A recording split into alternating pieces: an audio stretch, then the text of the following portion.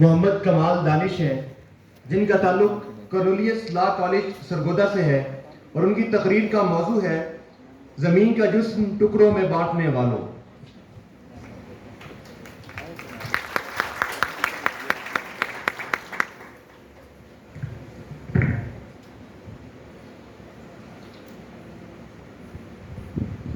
روئے زمین پر داستان بشر، قفس و ہوس کے بوسیدہ دریچوں سے مجھے یوں دکھائی دیتی ہے سجا الوقار کہ جب دنیا کا پہلا قاتل ایک بھائی نکلا، جس کے سامنے اس کے ہی ہاتھوں سے قتل ہونے والے بھائی کی لاش پڑی ہے۔ یہ وہ انسان ہے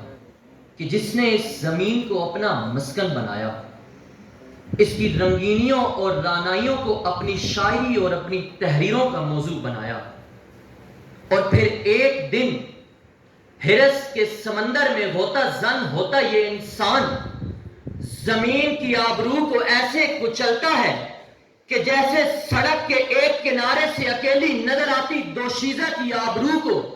ایک بھیڑیا ہوس کی نظر سے کچلتا ہے۔ زیوکار بحر اوقیانوس کے ساحل پر آباد نامعلوم بستیوں سے لے کر سندھو دریا کے کنارے ہزاروں سالوں سے بکھری موجو دولت تہذیب کے آثار اس بات کے شاہد ہیں کہ زمین پر بسنے والے انسانوں نے زمین کے جسم کو نوچ نوچ کر اپنی ہرس اور اپنی انا کی پیاس بجھائی ہے۔ علی وقار، یہ قدرت کا وہ شاہکار ہے کہ خود قدرت جسے دیکھ کر شرمندہ ہوتی ہوگی۔ زمین کا جسم سرحدوں میں تقسیم کرنے والے انسان نے دراصل انسانیت کی تقسیم کی۔ ہیگل، مارکس، ہوبس کے فلسفے بھی تب دھرے کے دھرے نظر آتے ہیں علی وقار کہ جب گورے، کالے، سرخ، بھورے، عربی، اجمی، کفر و مسلمانی کا نعرہ لگانے والے علمبردار زمین کی تقسیم فقط رنگ، نسل، مذہب، ذات اور پات پر کرتے ہیں۔ ایک ہی نبی کا کلمہ پڑھنے والے، ایک ہی خدا کی عبادت کرنے والے، ایک ہی محلے میں رہتے ہوئے جب سنی وہابی نامی مسجد تعمیر کر کے اتحاد بین الامت کا بے سود نعرہ لگاتے ہیں تو یہ زمین چیخ چیخ کر پکارتی ہے کہ جن کو آتا نہیں دنیا میں کوئی فن تم ہو،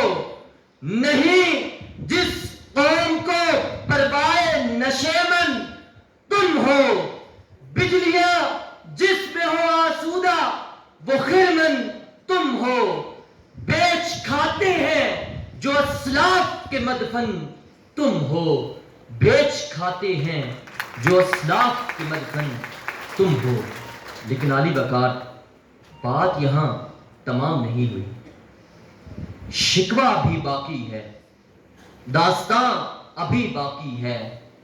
یہ زمین جہاد کے نام پر برصغیر میں داخل ہونے والے جنگجوؤں اور ہندوستان کے محلات میں لونڈیوں کی چھاتیوں پر محو خمار ہوتے بادشاہوں اور شہزادوں کے قصے سنانے والوں سے مجبور ہو کر یہ سوال کرتی ہے کہ کہاں ہیں وہ گھوڑے جو بحر ظلمات پہ دوڑائے گئے، کہ آج وہ گھوڑے یہودی اسرائیلیوں کی جوتیوں کی شکل میں فلسطینیوں کی لاشیں کچل رہے ہیں۔ کہاں ہے وہ غازی، وہ تیرے پر اسرار بندے کہ آج جموں و کشمیر کی جنت نظیر وادی ان غازیوں کی منتظر ہے اور چلا چلا کر پکار رہی ہے، زمین کا جسم ٹکڑوں میں بانٹنے والوں،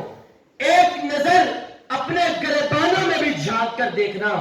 کہ تمہارے بدن کی مٹی اس جسم کا حصہ ہے کہ جسے بانٹ بانٹ کر تم کھا گئے، جسے بانٹ بانٹ کر کھا گئے۔ آخر میں علی وقار ایک نظر سرزمین پاکستان پر بھی کہ جہاں مطالعہ پاکستان اور معاشرتی علوم کے چند اسباق پر نوجوانوں کو قناعت کرنا سکھا دیا جائے. جہاں جالب کی بے بسی، فیض کے ہاتھوں میں لگی ہتھکڑیاں اور جیل کی تنگ دیواروں سے باتیں کرتی ہوئی نظمیں فقط قصہ ماضی بن کر رہ جائیں، لیکن دوسری طرف کسی مصنوعی مشین کی طرح سکولوں کی اسمبلیوں میں لب پہ آتی ہے دعا بن کے تمنا میری جیسی نظموں کو رٹا لگا کر گنگنانے والی قوم اسے اقبال کا فلسفہ خودی سمجھتی ہو